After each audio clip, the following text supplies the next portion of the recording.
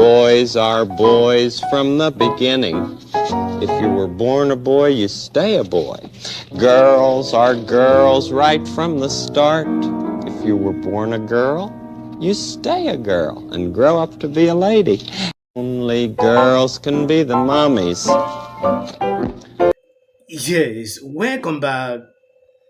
Waking up today, I realized this clip you just saw, Mr.Roger is trending on social media. Libras are melting down like never before. This is very important. Now, what's the second verse? Boys are boys from the beginning. Girls are girls right from the start. Everybody's fancy, everybody's fine, your body's fancy, and so is mine. Because sometimes children think that they might change. They might have to change after a while. And, you know, we laugh about that now. But it's because we had that concern when we were little. Yeah, because you're really not sure. And Going down to the comment sections, I realized how disgusting some comment can be. If this man was alive in 2023, by now he could have been cancer. Yes. In that clip, he made it clear boys will grow up to be men, while girls will grow up to be women. And that is all. It's not a topic of debate. He was very clear and straight to the point. His old clips surfaced and is still making news till date. They now call him transphobic. Thank God he is not alive to witness what we are seeing today. My name is Amber Mum. I use she, her pronouns.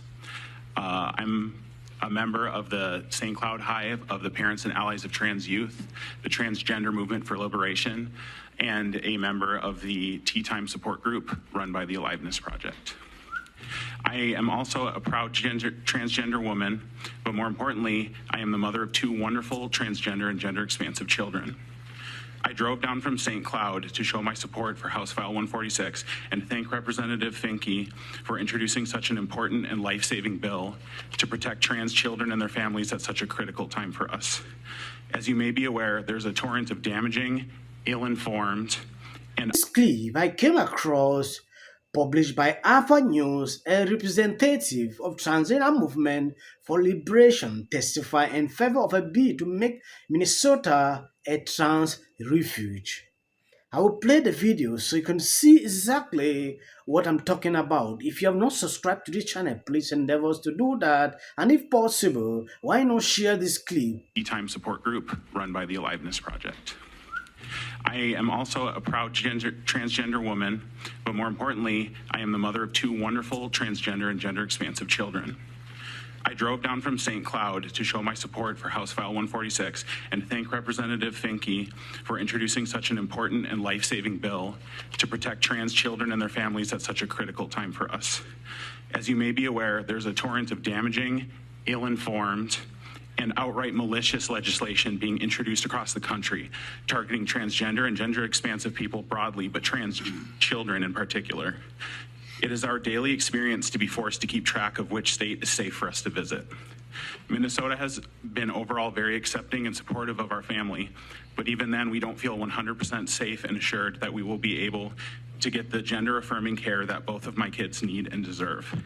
Very recently, an amendment was proposed to House File 16 in Minnesota, which bans children's conversion therapy in an attempt to ban essential health care for transgender children. Yes, now taking a look into what is happening, we have seen some states banning these gender-affirming care hospitals from carrying out what they are doing.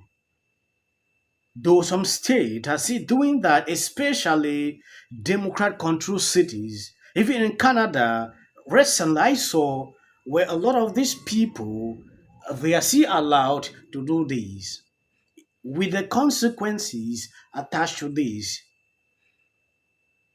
This is something they should ban it totally. They should enact bills that will not permit this to be happening. When I see him still struggling to advocate for this, is something. I did a similar video about Dylan where he had this meeting with Biden They sat down to discuss about this. He made it clear that if you are opposing this, you are a bad person. You are evil. That is what he said in clear terms, that every state should be able to allow them to feel free, carry out this. Children's conversion therapy in an attempt to ban essential health care for transgender children. This happened in our state. Because of this, my trans partner and I frequently discuss plans to flee the country if these targeted, hateful bills keep being introduced or passed. I never thought that it would come to this, but here we are. Even in a state that is considered safer for trans children and their families, being forced from our homes and having to seek asylum elsewhere is an almost daily conversation in my community. As someone who started transitioning well into her adulthood, I know better than most how essential and life-saving gender-affirming medical care is. Going through natal puberty was a traumatizing experience for me. I am so grateful that trans and gender-expansive kids have access to the knowledge and medical care to be their full selves and thrive. To not only deny them life-saving medical care, but to charge and prosecute supportive parents and healthcare professionals is barbaric and morally repugnant. House File 146 would give parents of transgender children like myself, and more importantly, transgender and gender expansive children themselves across the nation, a safe haven and in an overwhelmingly supportive community. I urge the committee to move House File 146 forward and ultimately pass it to protect the rights and futures of our beloved and precious transgender children and their families. Thank you. And I will repeat myself over and over again. I'm not rejecting that you should not be who you want. Be who you want at your doorstep. Don't carry your doctrines into schools, public spaces. That is my main issues with these people. I don't have a challenge. You have right to live the way you want. You're accountable to your own life.